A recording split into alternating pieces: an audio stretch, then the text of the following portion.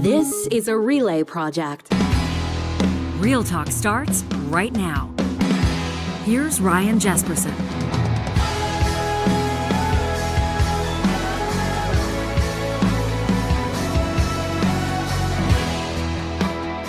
'Twas the night before Conservative convention, and that's as far as I went.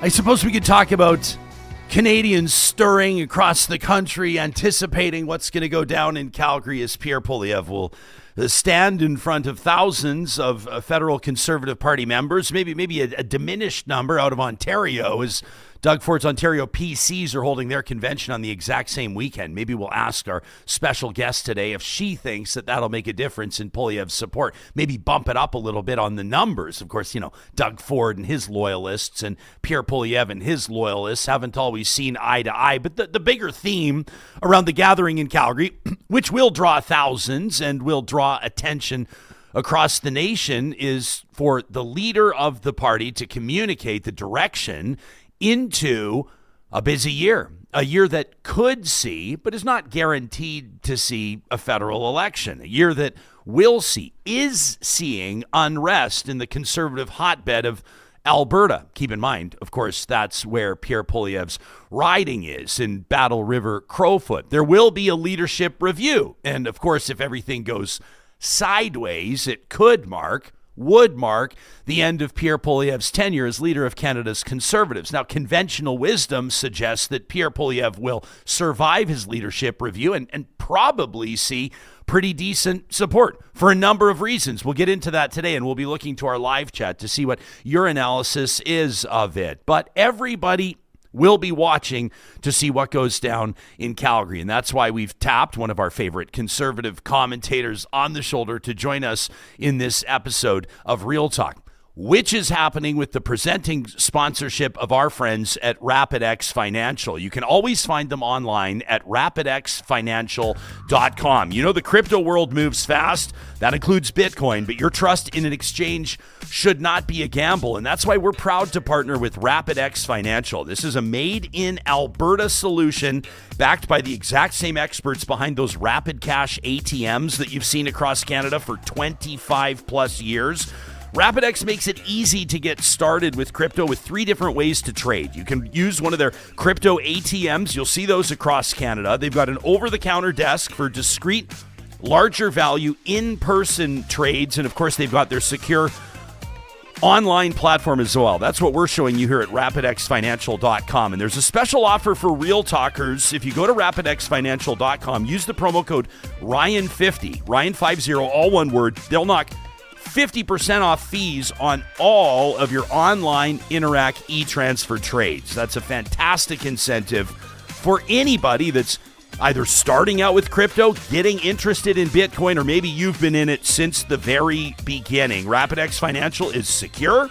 It is FinTrack registered. Not all of them are. And crucially, it's non-custodial, meaning that you're always going to control your keys. Again, that's rapidxfinancial.com. The promo code RYAN50 for Real Talk and Real Bitcoin.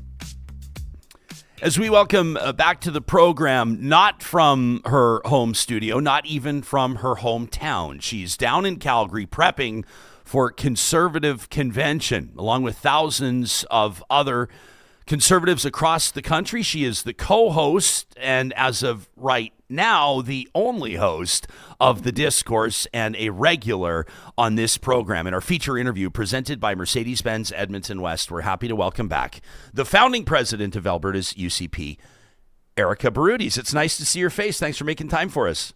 Yeah, thank you. Am I your only Conservative commentator, or am I actually your favorite? You are among our favorites. I was telling everybody how much fun we had just a couple of episodes earlier welcoming Blaise Bomer to the show. And I said, how cool is it that the guy that worked hard and conspired to get me fired from my terrestrial radio job can show up on my new modern talk show, and we can act like, not act like, we can acknowledge that it's water under the bridge. So there you go. Full circle there. Yeah. Hey, so you have this for people listening. We always say in the audio business for the podcast, you can always hear when someone's smiling, and you do have a smile on your face. It's not quite as enthusiastic as the smile on the face we see of people on the eve of the Calgary Stampede, but it might be close. What's your level of enthusiasm like right now on the eve of convention? Or you probably have events going tonight, don't you? Yeah, it's opening ceremony. Well, I have my app ready. Oh, yeah. And because we know I always like my gear, I got my Common Sense sweatshirt. I'll hold that up ready for a to second. go. That's a riff off that classic. Is that Beaver Canoe? Is that a play off the Beaver Canoe logo from back in the day? I like that. I don't know. I'm not that old. Just kidding. Did you really? Were you denied the Beaver Canoe fashion era? Really? Oh my goodness. Maybe. Oh my No, goodness. yeah. So there's this, and there's this like Pierre Bring It Home, which I think is very Apt. message forward. Yeah, apt for today. So Okay, so you're showing up in full support. You're literally wearing your intention on your sleeve, on your back, across your chest. You're showing up in the pro Pierre camp for convention this year. Is that right? yeah, and I don't think that there's going to be many that aren't. So we'll Yeah. see if I'm wrong. But I've been to many conventions, especially with leadership reviews, provincial and federal. And the tone for this is very, we're just like convention is convention, vote happens. We all anticipate PR being successful. I haven't seen maybe some of those grassroots movements that are disgruntled with the leader that maybe we've seen in other conservative leadership reviews. Do you remember one? Like, does one jump out provincially or federally when everybody was Jason showing Kenney's up? review. Really? It was just like blood for breakfast? That's Well, no, what it but you was? have to remember that was Jason Kenney's where there was like moved to a special general meeting. It's when he got 51%. But there was that, I mean, that was Take Back Alberta in its only prime, I would say. But that's when like that was one where you really saw the increase of signups. Now, obviously, the rules for this convention versus a UCP one where it's one member, one vote.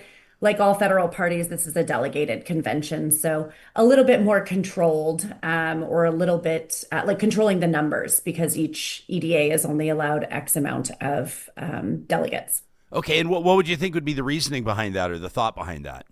It's just a structure. So we like UCP has AGMs requiring a certain structure because it's under the Societies Act. And that has to happen every year with X amount of business. Conventions, the Alberta NDP do it this way. The Saskatchewan Party do it the same way where it's a convention. So it's every 2 years. And so your structure is not as prescriptive. For convention, the Conservative Party isn't doing a leadership review because there's been this uproar of the base wanting to get rid of Pierre, quite actually the opposite.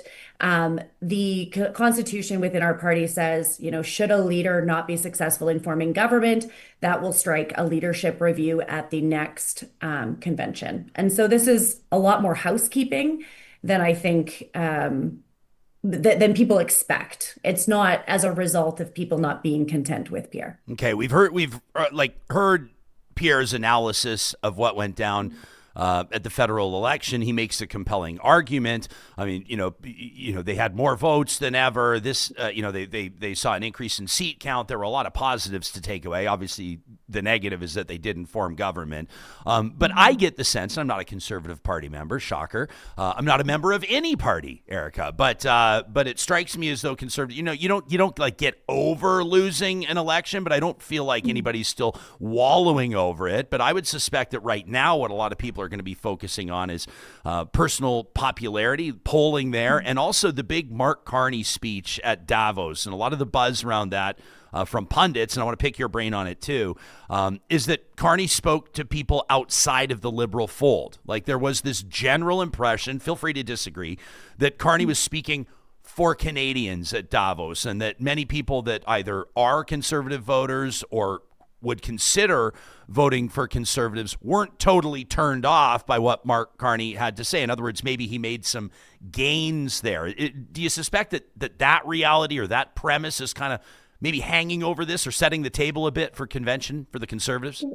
I would agree if Mark Carney didn't then put his foot in his mouth like 3 days ago, where he apparently had a conversation with President Trump, this Secretary of the Treasury, was on Fox News talking about it. Carney didn't tell anyone or didn't do a readout as we see very commonly. He didn't even tweet that he was having a conversation with President Trump, where the narrative that came out of that by the Trump administration was that he walked back all of his commitments in Davos. And so now it's a he said conversation, which I think whether I, would give Carney credit that he is speaking for all Canadians, which is his job as prime minister. He's not prime minister for Liberals. A lot of that, I think, actually was taken away from him because he didn't control his own narrative after his conversation with President Trump. So it was like one step forward, maybe two steps back in my books. Okay, so what are you like personally? We'll remind people. You're an engaged citizen. You're a door knocker. You're a political volunteer. You also instruct at Maccabee College. Remind me the program? The Applied Politics and Public Affairs. Applied Politics and Public Affairs. So you're helping, students and people entering the workforce or people entering, ideally, a career in politics. You're helping them understand the mechanisms of it. So you get that. And you're also a commentator. You've got your own political podcast, The Discourse. You appear on national shows. You appear on this show often. So you kind of see this from a bunch of different lenses. What are you going to be keeping a keen eye out for over the next few days? Yeah, well, obviously the leader's speech is a big moment in the convention. There is obviously policy, constitution, et cetera. There's not one piece that I'm like, that is my heart and soul. I think there's some amendments coming forward that, I'm more interested in. I think where the general public that's not in the weeds of policy debate, like I like to be, is looking for Pierre Poilievre's tone. We've seen, a lot of criticism of him during the election of not pivoting. I still don't think that maybe that would have been the best strategy because it was probably inauthentic then. And then we've seen obviously him have a great by-election success, but then with some floor crossing later this year. He probably doesn't have 2025 marked on his calendar as his favorite year, even though the Conservative Party really performed well in the election. So I'm looking for the tone of humility and also that this is a convention. It's bringing the family together and it's looking at what is next. It's looking at how he's going to differentiate himself from Mark Carney because during the election, people didn't know Mark Carney. We're now seeing what kind of person Mark Carney is. And I think that that's an opportunity for Pierre to not only remind people of who he is, and what he stands for, but in contrast, why he will make a better prime minister when that opportunity presents itself. So if you were advising him, and as far as I know, you're not, but if you were, you're not. If you were advising him, what would be some of those key points? Like, where do you want to differentiate yourself from Mark Carney? Where are you the better option if you're Pierre? Yeah, I think on some of the affordability pieces, I think Mark Carney is just throwing money at issues. We saw the grocery GST get a quote unquote revamp, or the GST credit get a revamp with groceries. I think it's about the smarter planning and how and where we need to actually look at, for lack of a better term, trimming the fat of a bureaucracy. So things that Mark Carney has said. I think that Pierre, with natural resources and looking at our economic superpower that Mark Carney says, actually delivering, as well as I believe on public safety is a huge opportunity for Pierre Poilievre, as there's C-14 that the Liberals introduced, which is like a vanilla version of what a good crime bill should be in our country. And I think that that's something that impacts many Canadians regardless, is public safety. I think that that's a big hook where Pierre has been so consistent on his message and can contrast now. I would say on convention, like I know you're with the Conservative family, where maybe I would advise Pierre differently is it's less about the rah-rah internally, because he isn't at a place where I think some leaders have been going into their leadership review. I think that this is really just required housekeeping within the movement and a validation for him. And so the tone doesn't need to be, please support me, look at what I do, rather than the visionary forecasting that I think many would like to hear from him. You can see if you check out the Conservative leader's X account here at Pierre Poilievre, he's gearing up for this. He's setting the tone. I love the politicking of it all. He talks about how he has a pinned video on how the Prime Minister told Davos he wanted to close the gap between rhetoric and reality. Later down in his timeline, he's reposted Fox News where they have Scott Bessent, the secretary, commenting on how Carney allegedly walked back those remarks like you just said, Erika. But if you scroll through, you can see what he's talking about here and what he wants on people's radar. Liberals doubling down on what he calls the expensive gun grab that will seize the property of licensed law-abiding citizens while doing nothing, he says, to stop the real source of gun crime. We've talked to the Prime Minister and to Minister Sean Fraser, Justice Minister, about that. People can check our archives. He talks about the emergency in Surrey, which is very real. 35 reported extortions in a month. Talks about how communities are under threat. Families are afraid to leave their homes. Businesses are shutting their doors. He says Liberals have weakened sentences for extortion with a gun. And after a year of Mark Carney, they haven't changed a single bail law. And then if you scroll down a little further, I will acknowledge his post about Holocaust Remembrance Day. I don't think that that's political, and I'm not going to comment on that. It's good that he's making a comment here. And then the Liberal housing bubble. He says it's burst. Buyers can't afford to buy. Sellers can't afford to sell. Builders can't afford to build. He's giving us a sense here of what he wants people talking about, right? He wants Conservative members to be focusing on or believing the Liberals are coming for their guns. He wants people to feel or recognize that Canada's had real issues with public safety. And then, of course, housing and affordability. That's a big one. Yeah. And it's very consistent, I mean, with exactly the narrative, minus maybe we've removed axe the tax, because it doesn't sound as good when you're talking about production versus consumer. But, you know, it's very consistent. It's public safety, affordability, and I think that those are things that Canadians are really looking for and still haven't received, even though those were also Liberal campaign promises. And so I do think he has a lot of opportunity to really make some waves in this session, as well as for the next foreseeable future until an election is called. But I think that this will be more of a homecoming celebration of the leader than maybe him entering the room walking on eggshells that other leaders have experienced in the past. Do you personally think that Canadians that we'll see another federal election in 2026?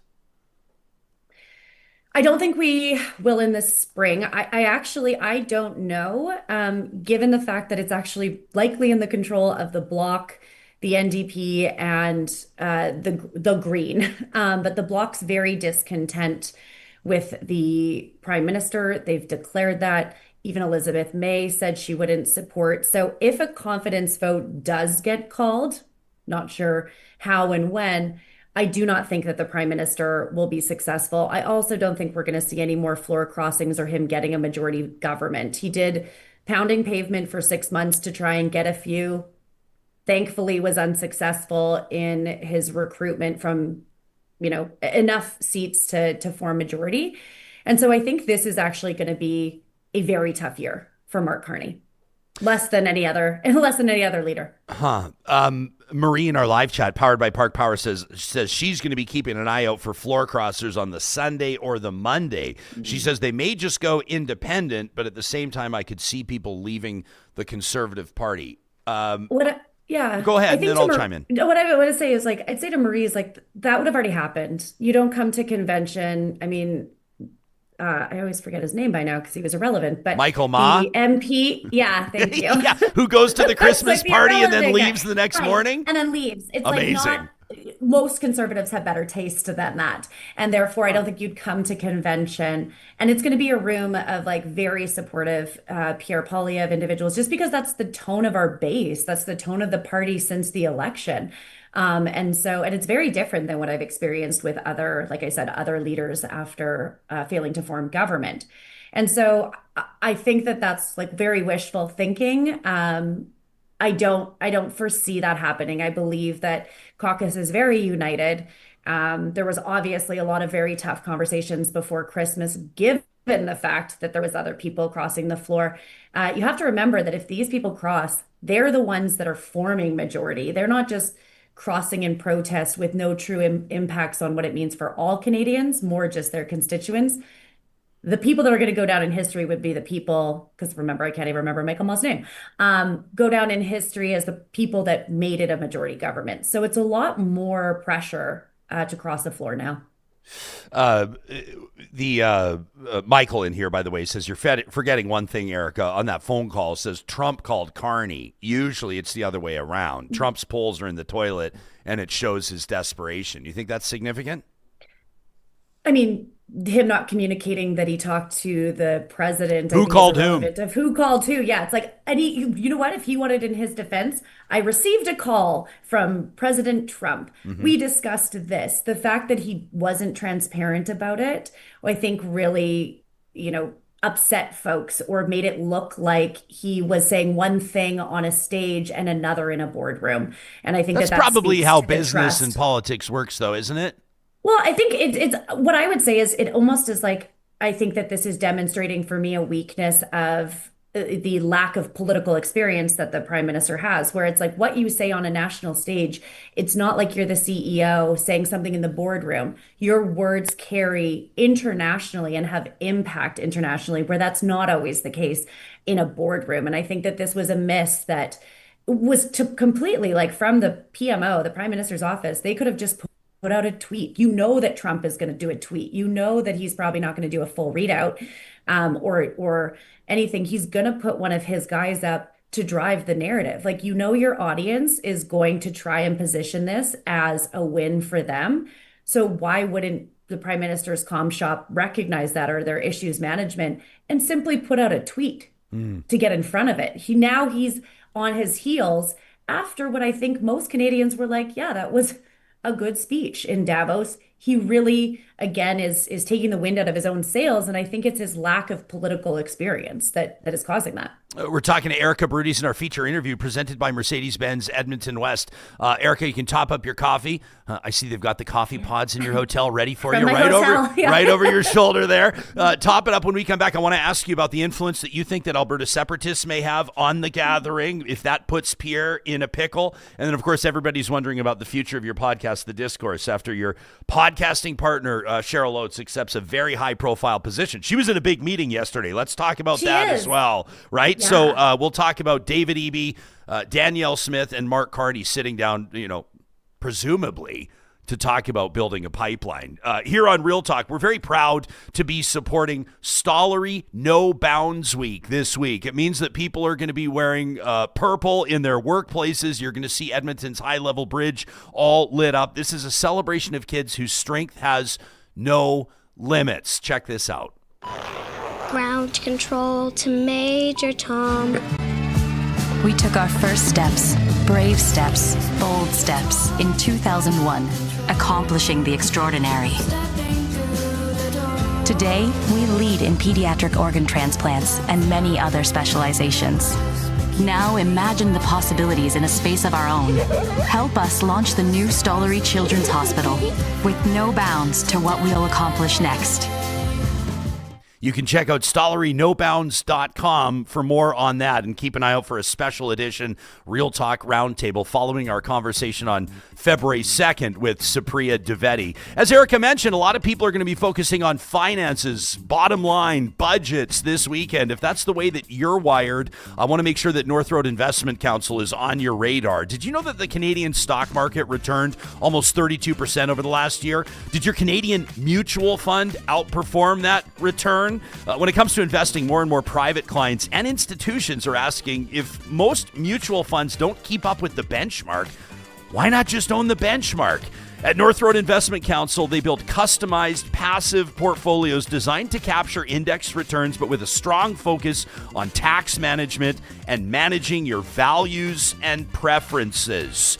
If you're at an earlier stage of building your wealth, the team at North Road can also work with you on an hourly basis. You can have a professional review your current investment strategy, your insurance needs, and develop a customized financial plan. You can hear Kerry Williams from North Road on our show just a few days ago. Check out our highlights on our YouTube channel where he talks about the rich life equation. I thought it was brilliant. You can connect with Marshall, Kerry, and the team by visiting northroadic.com. Another wonderful way to keep more money in your pocket is to Make sure you visit Friesen Brothers the first of every month. This Sunday is going to be the 1st of February. That means it's 15% off groceries, a minimum $75 purchase at every one of Friesen Brothers' 16 locations across the province of Alberta. They've also got blazing savings. You can check that out on their printed flyers in store, or you can visit friesen.com. And make sure you check out their upcoming Taste of Italy, an Italian food celebration, a wonderful way to spend Valentine's Day at select Friesen Brothers. All the details online at friesen.com. Our friends at the Helm Clothing reminding you that they have this Damaskina made-to-measure event underway through till Friday. It's almost wrapped up. That'll be January 30th. Your last chance for preferred pricing on the most exclusive menswear brand in the market. If you've been looking to step into luxury with a made-to-measure Damaskina suit, sport coat, dress pants, or outerwear, this is your chance. You can book your appointment today at thehelmclothing.com. That's also a great resource where you can shop the latest arrivals, different brands and categories. Don't forget, when you shop at thehelmclothing.com, the promo code REALTALK, all one word, will knock 10% off your purchase. Everything you pick up. That's a big deal. Real Talk, all one word, for 10% off everything at thehelmclothing.com. And as we dip into our live chat powered by Park Power, we want to remind you that Park Power is your friendly local utilities provider with low rates, awesome service, and profits shared with Alberta charities. That's one of the many reasons why we're proud to partner with this incredible family-owned business. Of course, winter's in full swing here. Your electricity, your natural gas use is higher than through the summer, so it's a great time to look at your utility bills and shop around. If you go to parkpower.ca/realtalk, you'll find exclusive promo codes when you bundle services, internet, electricity, and natural gas. You could save up to $150 off your first bill. That's parkpower.ca/realtalk. Erika Barootes, our feature interview guest on the eve of official Conservative convention, though the opening ceremonies, as noted, will be later this evening. There will be, I would imagine, significant turnout from rabble-rousers, from Alberta separatists that are looking to make some noise there and obviously glean signatures for their petition. It'll be a hot spot for that. Pierre Poilievre is representing the riding of Battle River Crowfoot, and while I've not spent a ton of time in that riding, I suspect there are a decent number of supporters of Alberta separation there. Is he in a pickle right now? I was door knocking in his by-election, and it didn't seem to be an issue or a concern. I would say I don't, if I was organizing the separatist movement, which I am not, I'd probably be focusing on Albertans that likely feel that way. I don't think that the CPC convention is the place where you're going to find a lot of signature opportunities. Perhaps they might be there for some grandstanding and to get some media traction, but I don't think there's a lot of people walking into the Conservative Party of Canada's convention that, one, aren't maybe from another province, and two, are going to sign that petition. And at least not maybe there. So I don't know that it would be their best bang for their buck to even come there unless they're trying to send a message. But frankly, I mean, it's kind of out of touch because this is the rest of Canada being a part of something. It's not a UCP AGM. Yeah, what we did see at the UCP AGM, obviously you know this, we've talked about this, was Jeff Rath and other separatists taking the opportunities to commandeer the microphone and create a real scene for Premier Danielle Smith, who weathered a few boos along the way based on her statements around Alberta in Canada in future. I can envision the same thing happening here and people wanting to know how Pierre Poilievre's going to treat it. Canadians, conservatives across the country will be curious to know how he's going to manage this file, because if he is prime minister, he's going to have to deal with it. Yeah, again, I'll say that like the way then the structure and the access to get into the CPC convention, given it's a delegated convention, is very different than the one member, one vote UCP. So you don't have maybe those fringe groups being a delegate or getting into the space to be able to, what I think you're talking about is like dominate the mic, the question mic or a policy mic or something like that. I do foresee maybe that there would be some groupings outside trying again more not to persuade the people going in, but to leverage this as a media opportunity. which I just think is, if you want to have a separatist referendum and if it comes forward, like I've said before, I'm like, maybe it's a good thing for us to have a referendum, to have the choice and have a definitive answer once and for all. I actually think that would encourage us to be able to get past this one way or the other. But yeah, I can't see them flipping a bunch of individuals or taking over the microphone, just especially because of the structure of the Conservative Party. And Pierre's been very clear. He's running to be the Prime Minister of Canada. So even though he's an MP in Alberta, he's still representing all of Canada. And so it's kind of a no-brainer that he wouldn't want Alberta to separate. And he sees and knows more than, say, Mark Carney, how important Alberta is to the ecosystem and the economics of the rest of Canada. That's a significant point. And he has already taken a position on that proposed Alberta pension plan and said that he thinks it's a bad idea as well. Erika in our live chat, not you, Erika with a C, says Jason Kenney gives zero fucks what other conservatives think about him, and I am here for it. Do you think he's going to show up? Is he going to show up? I don't know. I've been chatting with him about getting together. I don't know if he's actually coming to the convention. I don't think so, because I think he was originally supposed to be out of the country. So okay, but I mean, a lot of people are speculating that he's gearing up for a run at the Conservative leadership, that he may very well be Canada's next federal Conservative leader. It would be a move to show up. Yeah, I think Jason Kenney really likes his life right now. He's making, significant inroads in the private sector. He's having a lot of probably more work-life balance, I would suspect. So I don't see it. I mean, never say never, but I think that, Jason Kenney does live in Calgary, so yeah. he could just be at home. Yeah, I put it this way: if he shows up, a lot of people would read a lot into it, and it would be a story. And I would love to see it. I'm smiling so big my face is hurting right now. I love the drama, and I would love to see what happens. It'll all depend on how that vote goes for Pierre. Let's talk about this meeting. You have to remember that Jason Kenney has been very supportive of Pierre. They worked together for many years. He's not been critical of him. Yeah, he's not been Jason. He hasn't been critical of the Conservative. Jason Kenney, though, has had lots of great tweets that I think are it's the Jason Kenney I know, and like his humor and his passion for the monarch, etc. Like he's very much being Jason Kenney on Twitter, and I'm here for it. I'm all about, you don't have to always agree with your political party. Yeah. No, we were citing some of his tweets when I was talking to Blaze the other day. I mean, just him clapping back on Alberta separatists and calling them loons and kooks and clowns, and like it's just been wild. He's not typically. At least that's not his public facing. People always say when you go for a beer with Kenney, it's different than when he's behind a podium. But it's been interesting to watch. Let's talk about this meeting. This is a big one. At least it appears to have potential. The Prime Minister sitting down with premiers from Alberta and BC. We'll show a couple of images that the Premier herself, Danielle Smith, posted on her Instagram, but I'm most interested in the photo that was leaked, that was shared with us. Why don't we take a look at this? Here's our pal Cheryl Oates in the new gig as the chief of staff to BC's Premier David Eby. Take us into it. Yeah, so I actually got this from some of the Premier's office, where it was like, who would have ever thought that Cheryl Oates and Rob Anderson were sitting side by side? And so I sent it to Cheryl. Anyways, and so, yeah, she's taken on this new role. She seems to be getting her footing. I've checked in to make sure that she's, staying above water, but she's really seeming to get her stride. I always love when my Conservative friends ask for her phone number. I'm like, yeah, I'll ask her first, though.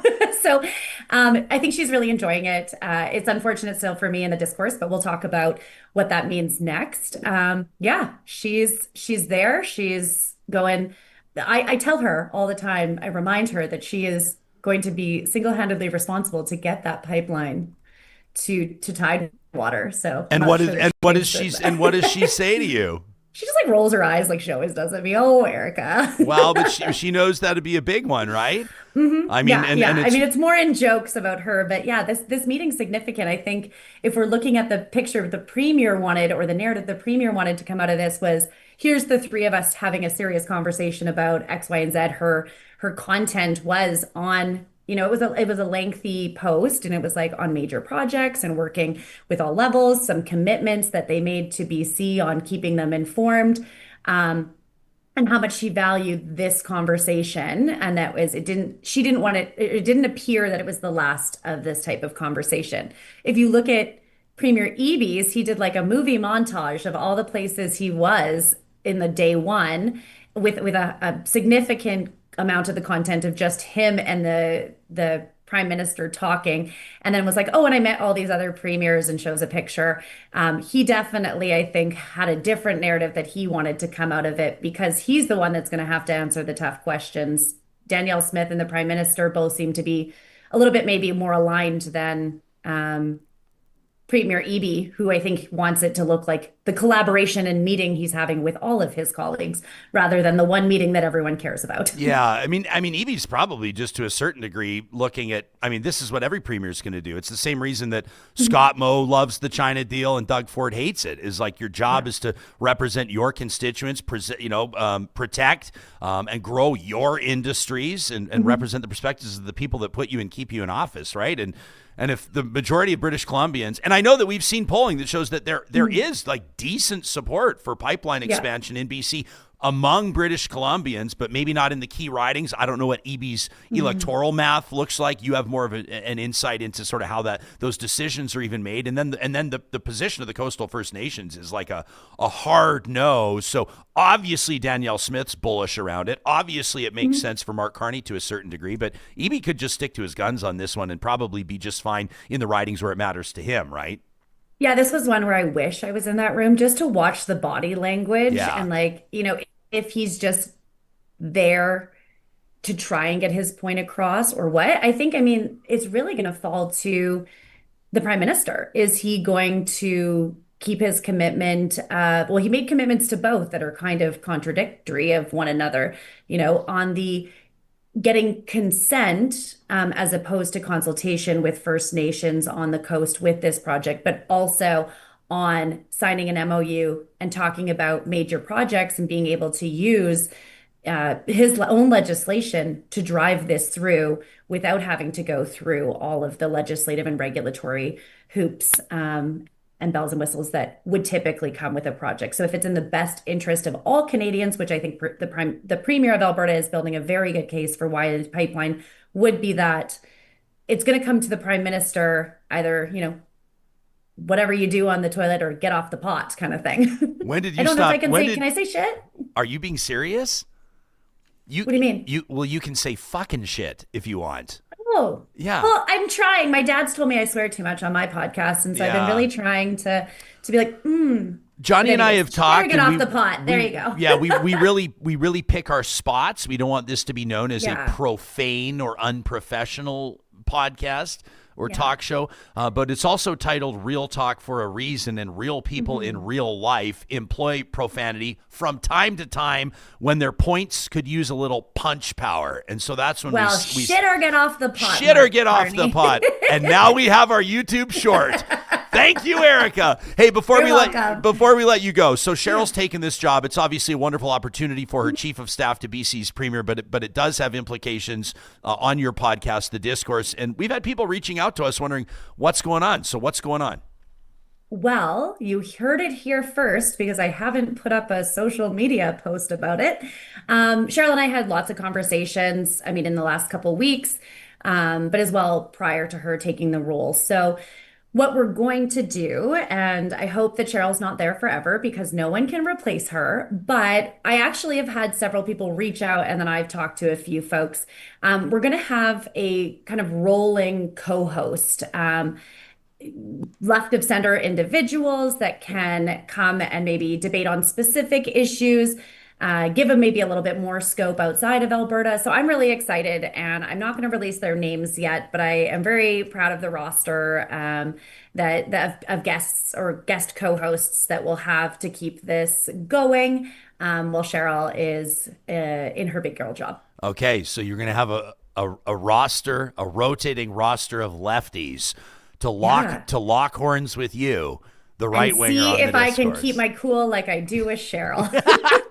Well, there's probably been some progressives, some left leaners that have been licking their chops for an opportunity to go toe to toe to you. So I think this could be a very entertaining tune in. Yeah. So we're going to do it bi-weekly. And Johnny might fall off his chair, but I'm learning how to do the production. So wow, technology, how far herself. I've come, guys, from barely being able to turn on my microphone. Hey, any Neanderthal can do it. Not true. Well, I'm the next one. Not true.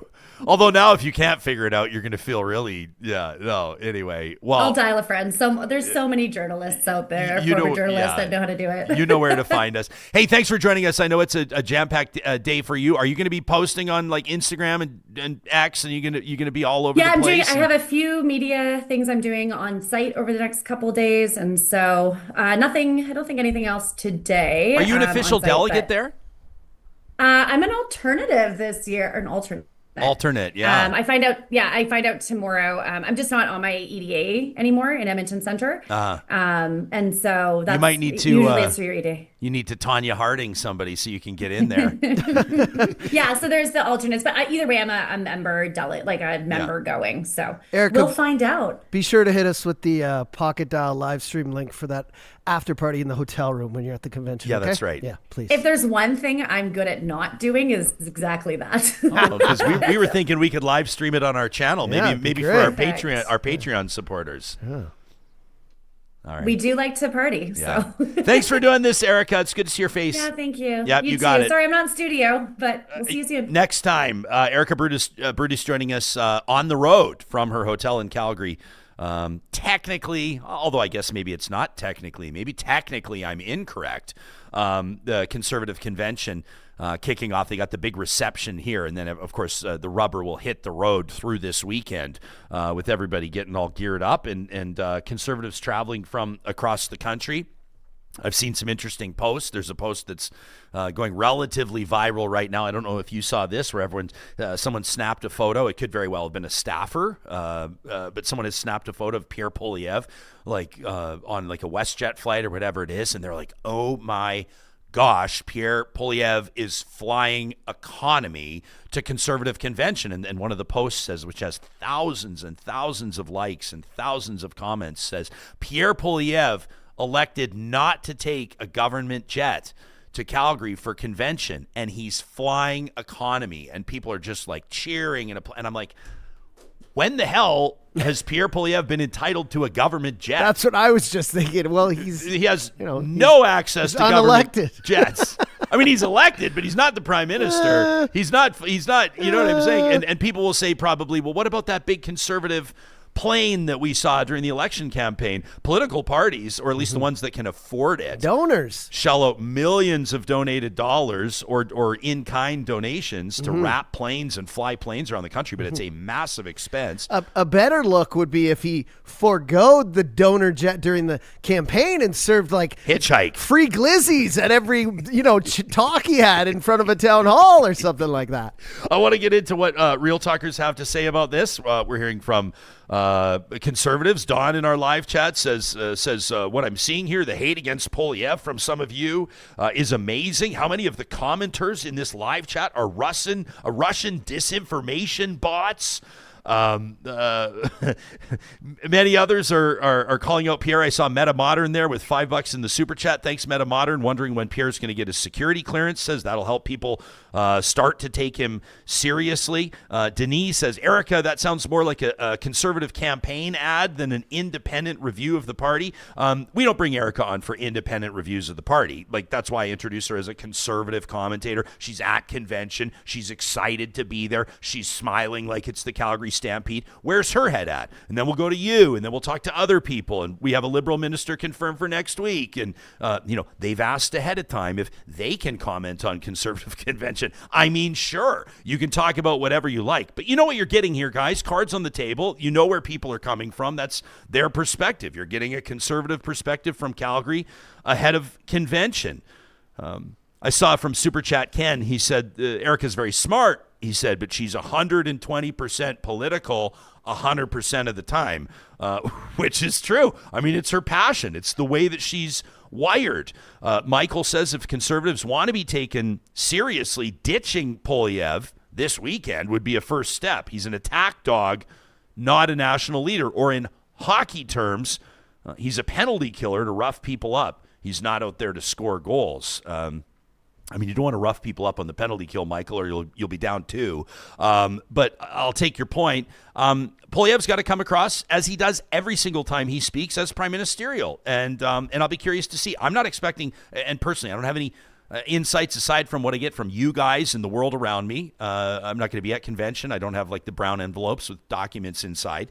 But I suspect he'll do all right in his leadership review. Conservatives ultimately have to decide if he's their guy heading into the next election. And if you want to make an informed decision on whether or not someone is your guy or gal, if this is your leader, right? Is Joe Biden or Kamala Harris or someone else the best choice for the Democrats last election? Was Justin Trudeau or Mark Carney or Chrystia Freeland or Anita Anand or somebody else the best choice for the Liberals? You got to make those calls. The federal NDP are making that decision right now. Heather McPherson, by the way, will be on the show shortly. She wants to be the next NDP leader, of course, out of Edmonton, Strathcona. We've talked to Avi Lewis just a while ago. If you missed that interview, you can check it out. We'll talk to all of the leading candidates or the serious candidates in that race as well. You got to choose your horse, and then it's up to you to mobilize around them. Fundraise, door knock, volunteer, get people voting. Get out the vote. GOTV, as they say, right? A lot of you are sharing your personal thoughts on our guests. I mean, as far as I'm concerned, you can kind of save those, guys. I don't know that that's relevant or necessary. I mean, speak freely, but at the same time, keep it classy. Interesting comment from East Coast Stoner. Thanks for your YouTube channel membership, who wonders, in talking about the independence or the separation petition, that referendum trigger that it would be, wonders how are those recalls going in Alberta. Says, he says the independence movement might be doing a little bit better, and he has the laughing emoji. We've had some interesting conversations about those recall petitions. If you missed it, we talked to Marg Tokar a while ago. She's the founder of AB Resistance. They're helping the petition organizers. And then we talked to Blaise Bomer just a couple of episodes ago about it. He was in Kenny's premier's office. He was his director of communications when they rolled that out, and he told us that he thinks it was a terrible idea. He says he thought it was a bad idea at the time, and he explained why. I would suggest to East Coast Stoner that the more apt comparison, the better faith comparison, would be the Forever Canadian petition, right? Let's talk about petitions that have to do with the same subject matter. Forever Canadian, about 440,000 signatures, so I'll be waiting to see what Alberta's separatists get on this one. It will be a significant number. There's no doubt about that. 440,000 is a lot. And if they get anywhere near that, then boy, do we have a real situation on our hands. And it'll be interesting to see, I think, when there's a referendum, what that question is and how it's framed. You can always let us know what you think about this to talk@ryanjespersen.com. Let's take the focus off the news cycle. This is actually a feature that we do every single week, but this edition is particularly important. On Thursdays, courtesy of our friends at Play Alberta, we take a look at an Albertan. It could be an individual. It might be a sports team or an organization. It could be a delegation somewhere across the country or around the world that's making our province proud. It's Alberta Wins, proudly presented by our friends at Play Alberta. Now, this one's a little bit more serious than the others because it involves a very serious injury to a beloved former resident of Jasper. And many, many people are surrounding the man they call Vrato. This story out of Jasper that perfectly captures how Albertans step up when one of their own is in need, we think is a great fit for this segment and for a call to action. Vrato Durech is known simply as Vrato to his friends. He's fighting for his life as we speak after a horrific ice climbing accident in Colorado. If you can believe it, he survived a 40-meter fall. That's about 135 feet, friends. But the cost has been enormous. Multiple facial fractures, a shattered femur, a shattered heel, a severely damaged shoulder. Now, the medical personnel that are looking after him, these professionals stateside, say that he does appear to have avoided serious brain damage, but his road to recovery is going to be significant. Now, I can tell you personally that Vrato is not just some guy from Jasper. This is somebody whose warmth, his generosity, his solid work ethic has left a mark on that community through the number of years that he lived there. Friends recall how he and his wife, Annetta, opened up their home without hesitation after the Jasper wildfire. They've been there for people in their darkest moments, and now Jasperites and people across the province and the country are returning the favor. Now, because Vrato's injuries are so severe, the only way that he can continue his recovery in Canada is through emergency air transport. That's medical air transport, and that has to be paid up front. And so his friends have launched a GoFundMe that the Jasper community is mobilizing support around. You can see it. I'm showing you right now at GoFundMe.com. We're going to punch this in the show notes. We're going to put it on the podcast and on YouTube's show notes. Neighbors, former co-workers, people from across the region pitching in. I see an anonymous donation of more than $7,000 right now. That's incredible. Not just with donations, but people are sharing stories as well, and memories and messages of support. One of Vrato's longtime friends even flew down to Colorado to be with him. This is the same way that Vrato once drove through the night to support that friend after a skiing accident. We're seeing full circle loyalty, and that's exactly what's driving this grassroots effort. This is Albertans that are banding together to bring a brother home. This support, this GoFundMe, is a powerful reminder that this province, this Alberta of ours, community is not just a word, friends. Community means action. And without a doubt, that is an Alberta win. We're asking you to please consider supporting this GoFundMe if you feel compelled and if you're able. And if you want to share personal stories with us about Vrato, you can send us an email to talk@ryanjespersen.com. You know, Alberta Wins is proudly presented by our friends at Play Alberta. You know that there is a major casino winner every single hour on the Play Alberta app, some with jackpots worth millions, of course, also at playalberta.ca. Another thing we love is that all the revenue stays right here in the province of Alberta. You can download the app today to get started with casino, sports, and lottery all in one app. You've got to be 18 or over to play, and when you gamble, please use your game sense. We'll remind Real Talkers as well, you can submit an Alberta win to our email inbox, talk@ryanjespersen.com, and we will be drawing one lucky winner of 2 tickets to the Play Alberta Suite at Rogers Place to join us March 21st as the Edmonton Oilers host the Tampa Bay Lightning. It's going to be a great game. That's Real Talk night in the Play Alberta Suite. That's going to be a good one. Are you keeping an eye? You always say to us, Johnny, you always say, I'm not like the most political guy, but people always write into the show to talk about how they appreciate your perspective on things or the way that you analyze the news around you. What would be one thing you'd be keeping an eye on, or one thing you'd be interested to see emerge out of Conservative convention this weekend? I mean, for me, I'm a pretty simple guy. I'm just wondering about the number. I'm hedging bets with friends right now. Like, you know, I mean, I'm guessing it's going to be over 80%. I don't know. I'd even say you might even be surprised and see. I mean, will he beat Danielle's number? Who knows? What was hers? 91.5, I think it was 97, was it not? No. Was it not? I think it was 91.5. Let me check. Something, 95 point, I don't know. But yeah, he's obviously, you know, got the support behind him. I'm interested to see what that exact number is. Yeah, 91.5 in November of 2024. Yeah. At the AGM in Red Deer.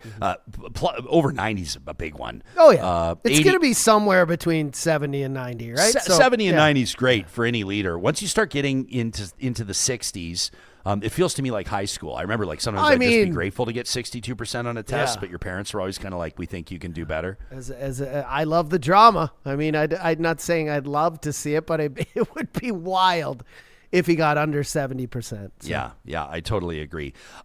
We wanted to revisit our conversation yesterday on AISH, basically Alberta Disability Supports, and ADAP as well, which is the program that is going to be replacing AISH. Johnny, I can play the short off my screen if you want me to do it. Let's go ahead and do this. We'll hear from our 2 guests here, and then I want to read. We have a ton of feedback from Real Talkers, but here's what we heard on our most recent episode of the show. work about 33 hours a week at minimum wage to be better off than if they just left AISH alone. Creating 40,000 almost full-time jobs for people with disabilities in the next year and a half, 2 years from now, that isn't going to happen. It's insane to think that the government is going to solve all these people's problems and magically create 42,000 permanent. It's ridiculous. There's no possible reasonable chance they're going to be able to find these jobs. People will imply that AISH is being abused, that there are people that are collecting AISH that are not deserving recipients. There are people that are working full-time, that are capable to work full-time, that are scamming the system. Any single program that's out there is going to have a certain level of abuse. We know MLAs who have taken advantage of their living allowance. The rate is actually very low of what they can find in terms of people who are taking advantage of the system. The other thing I would say is $1,900 a month isn't very much money. So I don't know how many people are working really hard to still live in poverty. I think there's also a policy behind it, a weird kind of old-fashioned bootstrapping, suck it up, princess, you'll be better if you get a job. And it's so contrary to a recovery. The key indicators of recovery for somebody with serious disabilities are not get a job, they're social connection, good self-esteem, strong family and social support, acceptance in the community. And getting a job might give you that, but getting a job is only one of 1,000 different ways you can achieve that. And this idea that getting a job is better than any other kind of recovery is ridiculous.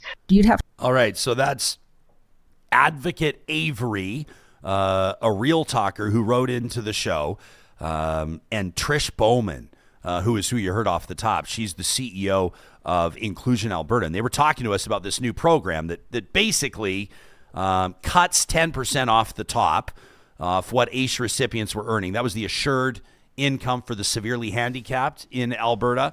So it's a 10% drop, $200 a month, and then a 67% cut in fully exempt employment income. So AISH recipients used to be able to work and take home, what did she say it was? I think it was like $1,300 or something like that a month. And the government's cutting that down now and really looking to inspire, if that's the word you want to use, some might say force, people with disabilities into the workforce and into jobs that may, in some circumstances, create opportunities for confidence building and new relationships, but it's not a fit for everybody. And that's the common theme that we've been hearing in emails to talk@ryanjespersen.com. We often say to you after interviews, let us know what you think with an email. Let us know what you think with a comment. And on particular interviews, boy, do you ever. And so these are not every one of the emails we've received. Apologies, we try to respond to everyone at least, and thank you for taking the time. But these are some of the more particularly powerful ones. This one from Shyla really caught our attention. She says, Ryan, I am so grateful that you brought Avery and Trish Bowman on the show to highlight the devastating changes, she says, to disability supports and the impact on Albertans. She says, I'm writing in response to your invitation for families and individuals to share lived experiences about how recent and proposed changes to disability supports in Alberta are impacting real lives. She says, my name is Shyla. I'm a mother. I'm a caregiver. I'm a community facilitator, and I am a longtime advocate for inclusion. My son Carson, she says, is a young adult with significant disabilities, and our family has spent his entire life working toward an inclusive vision, not just for him, but for the community around him. She says, I want to be very clear about something up front. Carson's life is not defined by what he cannot do. It is defined by relationships, belonging, and contribution. And that has only been possible because of consistent, well-designed supports like FSCD, PDD, and AISH. These programs didn't create dependency. They created the conditions for a life worth living and a life worth fighting for. Because of those supports, Carson has lifelong friends, participates in community activities like a Dungeons and Dragons club. He travels with friends, attends Concordia University, and is known and loved in the places he belongs. Our community has rallied around him in tangible ways, including a fundraiser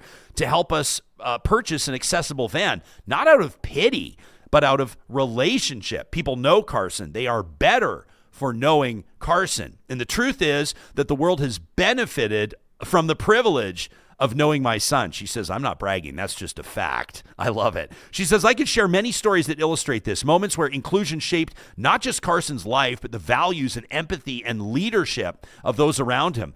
These are not inspiring disability stories. These are evidence of what happens when we invest in people early, consistently, and with dignity. She says, I also want to name something that often goes unsaid. Shyla says, I am a woman of economic and cultural privilege. I am articulate. I am deeply connected to systems and community networks. And even with those advantages, this has been extraordinarily hard. She says the emotional labor, the advocacy, the financial precarity, the constant uncertainty, it takes a toll. And when supports are threatened, the strain doesn't disappear. It lands hardest on families that are already carrying more than most. And that's why, Shyla says, I believe it's so important for Albertans to hear from families like ours, not to generate sympathy, but to foster understanding, to see that disability supports are not a cost to society, but an investment in human beings whose presence and relationships and contributions matter. She says, thank you for inviting these stories. Thank you for creating space for lived experience in this conversation. Johnny's been showing you some photos on the screen if you're watching on YouTube or on our live stream presented by California Closets across the social media platforms that were provided by Shyla. She says Carson and his friends consented to sharing some photos on your show. She says, and I'm confident that these photos will demonstrate that Carson is not a symbol. He is not a diagnosis. He is a person with real relationships, with humor, with belonging, with impact. She says these moments are not about overcoming disability. They're about what's possible when support and inclusion are present. She says, a lot of adults warned me that his friends would lose interest when the developmental gap widened. They were wrong. She says Carson's influence helped them develop an inclusive lens. They sought solutions to close the gap. She says we have a Microsoft adaptive controller. That was their idea. She says, when I learned, Shyla does, when my son is a wheelchair user, I lost hope about sharing my love of the mountains with him. She says, I am so grateful to have shared those extraordinary experiences with him and his friends. He seems to enjoy a thrill as much as I do. Incredible. From Real Talker Shyla, sharing her family's story, including the story of her beautiful Carson. Shyla, thank you so much. That was an email to talk@ryanjespersen.com. Wendy wrote into the show, and Wendy says, thank you so much for having Trish and Avery on to discuss that proposed ADAP. That program says, I'm a parent of a son with an intellectual disability. The proposed changes are devastating, says Wendy. Not just the financial implications, but describing people as employable or unemployable is egregious. She says, I just wanted to thank you for bringing the topic up. I believe that the majority of Albertans do not or would not support this change. And my hope is with more people understanding the impact, they'll raise their voices to get it stopped. We also have an email from Amanda who wrote in to talk@ryanjespersen.com. And Amanda goes on to say, there's a lot of people like my brother in his 20s who may not have obvious, visible disabilities, says like the people that are showcased in the government's videos on this or in the instructive website, but he still very much has disabilities and equally needs his AISH supports to continue. She says after attending school through a special program, he was able to graduate from grade 12. My mom immediately began helping him look for a job to aim toward independence. Now, he qualified for AISH due to his developmental and physical disabilities, but unfortunately didn't qualify for that PDD support you may hear of. That's persons with developmental disabilities, which most community organizations required in order to help him find work. So AISH was essential. While he and my mom spent months looking for work for him, he was required to apply to jobs and compete against the general public, so he never got an interview. A couple of years ago, they found a nonprofit that was willing to help them look for work. And even with this organization's assistance, the job offer was only made possible through the kindness of a local business owner who was willing to create a unique role for him with a simple job with singular tasks. The role was repetitive, it was simple, and it was 10 hours a week. But my brother still required regular supervision and reminders on how to complete his tasks after even being in that role for months. Amanda says, ADAP will not solve the reluctance that employers have to hire folks like my brother, as the government claims. She says, while my brother has worked extremely hard to learn and to grow and to be independent and to the best of his abilities, his disability is not going to go away after skills training. His needs will remain the same, and he will always require significant support to maintain a job. AISH was never intended to be a job prep program. Avery made that point yesterday quite effectively on our show. Amanda says it's supposed to be a safety net that ensures that people with disabilities are able to live in our society safely and with dignity. ADAP could be a wonderful supplemental program to AISH, but it most definitely should not replace AISH in any way for anybody who is receiving it. She says, another issue I have with these changes is the amount of work that people with disabilities will need to do to maintain support. If government panels who do not in fulsome fashion or in meaningful fashion include anyone with disabilities or caregivers, if that panel decides that he's able to work, he'll be forced into a situation that's unsustainable. Sure, he may be able to work for a short time, but it would be dependent on the kindness of his employer, and he could lose his job simply due to his inability to keep up. That would mean he would continue struggling to find work or reapply for AISH. This significant increase of red tape, she has that in bold, is opposite of what the government of Alberta has been promising, that red tape for Albertans will be removed or reduced. It will now require much more work for him to maintain support in an economy where the cost of living continues to increase. She says our family has worked exceptionally hard to help him strive for independence, and it's been an extremely difficult battle his entire life. The government's efforts to pigeonhole the complex world of disability into can work or can't work categories reflects a deeply flawed understanding of what living with a disability is truly like. My brother would live in perpetual poverty without support, and his fight for support will only get harder with these new rules. That from Real Talker Amanda to talk@ryanjespersen.com.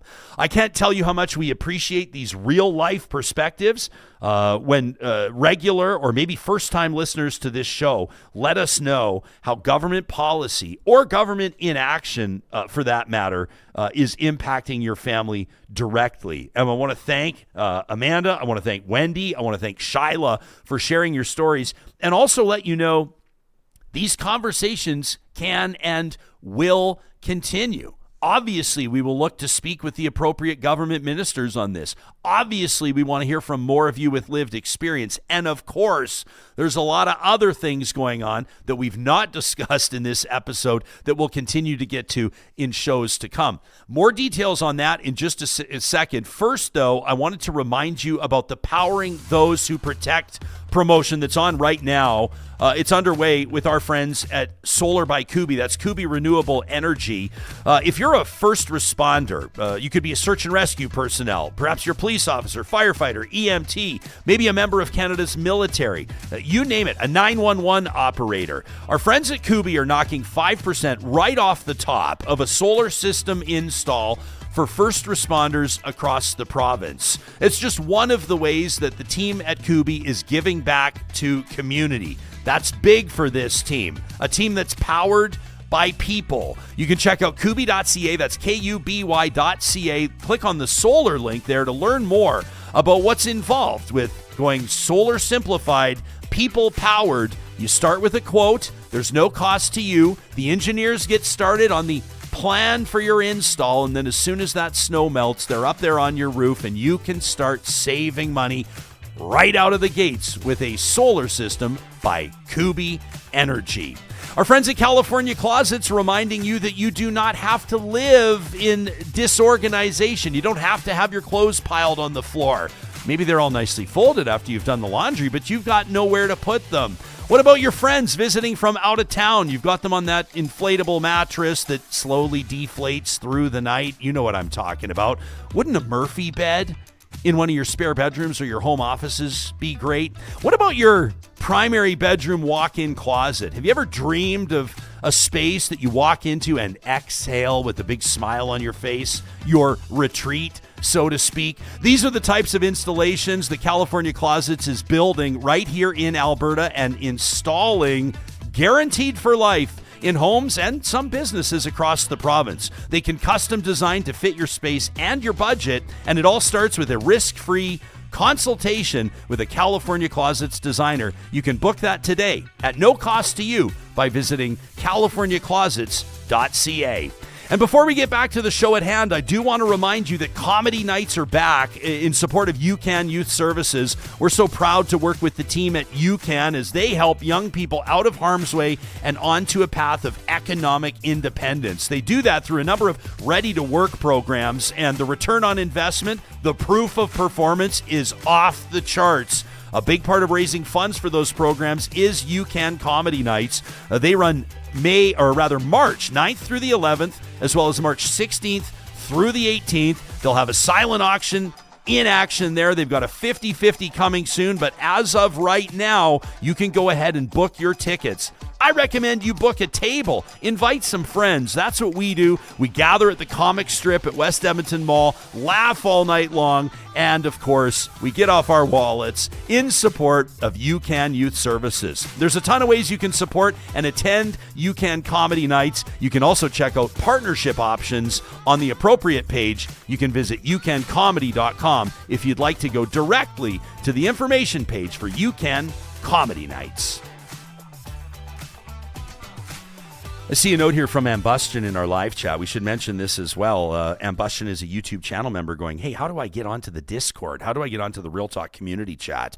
That's where the conversation continues basically 24 hours a day with Real Talkers. It's awesome. Yeah, so with a YouTube channel membership or with a Patreon membership, you'll receive the link to sign up for the Discord. If you don't have it, you can always send us a note to talk@ryanjespersen.com. But you got to be on level 2 or 3 to get Yeah, the Real Deal or the Real VIP. That's right, Real Deal or Real VIP. So we have 3 levels of membership on our YouTube channel. And then, of course, Patreon as well. And we're always looking for cool ways to thank you for your support. That included sending 5 Real Talkers plus a guest. So 10 people went and checked out Death of a Salesman at the Citadel Theater a while ago. That one's still running as well.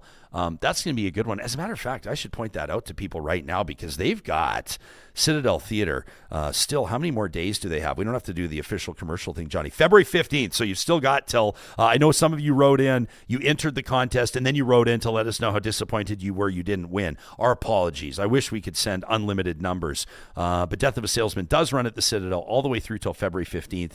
You can get your tickets at citadeltheater.com. You and I got to go check out a live theater event. That's nothing like live theater, man. Live theater, I always marvel at it. My brother and his wife, Kyle Jespersen, Lindsay Angel, are both working theater actors out in Vancouver. And I'm like, how do you guys remember your lines? And they always say to me, how do you guys do 2-hour talk shows with no script? I go, okay, well, I guess that's an interesting point as well. Oh, it's easy. You just talk off the top of your head. I'm kind of scared about us going to live events, though, because whenever we do, we don't get past, intermission without being like, What are you worried about? A little tipsy. And then, oh, geez, I see. Yeah. Who are those 2 guys yelling in the back? Depends who I'm with. They were being really positive, but really loud. Yeah, exactly. We have a big weekend coming up, pal. Saturday is going to be a big one. And, of course, the Real Talk Pond Hockey Classic returns to Larry Alexiak Field in St. Albert, and it's looking like it's going to be an unbelievable day. The forecast right now, I mean, last I checked, it was 3 degrees. As we're talking here on Thursday, let me see what it's looking like for St. Albert. But, Saturday, 3 degrees it's holding there, which is going to be absolutely unbelievable. Perfect. For that outdoor gathering. And one of the things that we want to make sure we have on your radar ahead of time, the players that are registered for the sold-out event already know what they're excited about. I don't have to romance it anymore. I want to reiterate 2 things. Number 1, you're welcome to come check it out as a spectator. Come grab a burger, grab a beer, hang around the bonfire, say hello to us, watch the pond hockey. I mean, it's totally entertaining. Johnny's going to be there spinning tunes. It's going to be fantastic. That's Larry Alexiak Field in St. Albert from 9 a.m. to 4 p.m. And also on my social media, including on X, Facebook, I think I left it off LinkedIn. I'm trying to be a little bit, on LinkedIn. Everyone's always like just a little bit more buttoned up on LinkedIn. You know what I mean? But you can find this on X and Facebook. courtesy of our friends at Play Alberta, we have 6 club seats to the Edmonton Oilers game. That's on January 31st. It's right after the Real Talk Pond Hockey Classic. So 6 club seats, 4 of them together and 2 of them together, both in the same section. And then optional transportation from Central Social Hall in St. Albert to Rogers Place. You're welcome to hop on the bus with us. The Golden Bus is absolutely bonkers, and we're going to have a blast on there. So 6 seats on the Golden Bus, 6 club tickets to the Oilers game. You can get the auction link. I'll punch it into our live chat here. I will punch it into the show notes, and you can find it on my social media. The current bid is at $1,000. The value of those tickets is closer to $2,000. They're about $350 a pop. So we'd like to see that bid grow. All the proceeds obviously will go to the Real Talk Pond Hockey Classic, which means they will go to Kids Sport St. Albert. They provide sporting opportunities, including paying for equipment and fees for families that have a tough time covering those costs, and uncles and aunts at large. So I encourage you to bid generously. You don't have to be connected or affiliated at all with the Real Talk Pond Hockey Classic. You could be listening from wherever. You could be listening from Minnesota, for that matter. You want to see the Wild play in Edmonton. Bid on these. The winning bidder, we're running this through till Saturday at 2 o'clock Mountain Time. So we'll know who our winner is at 2 o'clock Mountain Time on Saturday. And thanks in advance for your generous bids. I'm going to punch that into the chat. All right, we've got a big show to prep for tomorrow, friends. So we're going to wrap this. I do want to let you know a very unique opportunity. We're going to be talking politics tomorrow with a name that'll be a familiar one to anybody that's followed Western Canadian politics for a number of years. You remember back in the day, the PC leadership race that Ed Stelmach won? You remember how Ed kind of came up the middle with the leadership favorites falling off with the first vote and then the second and third place votes factoring in? And you remember when Jim Dinning and Gary Marr were the 2 names that were invoked like all the time as the next premier of Alberta? Well, it didn't work out that way for Gary Marr, but he's never really left the circle, that inner circle of movers and shakers. He's now steering the ship at the Canada West Foundation, and Gary's going to be chatting with us. He's going to join me in studio on our next episode of the show, so that's going to be a good one. And following Gary Marr, he'll take off, and we'll get 2 more visitors to studio, including a Canadian senator who was part of a huge launch 10 years ago. Can you think of what it might be? Guys, can you believe Pride Tape is 10 years old? We're going to be talking about heated rivalry, Pride Tape, and the changing face of hockey in a Real Talk Roundtable. I hope you won't miss.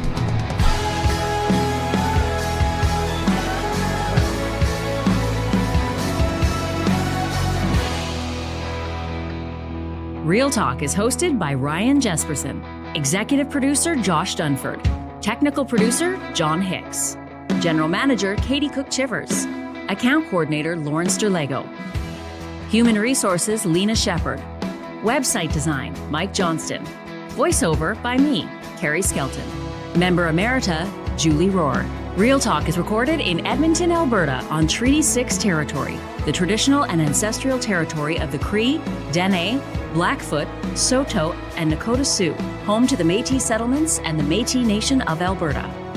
Real Talk is a relay project. For more, check out ryanjespersen.com.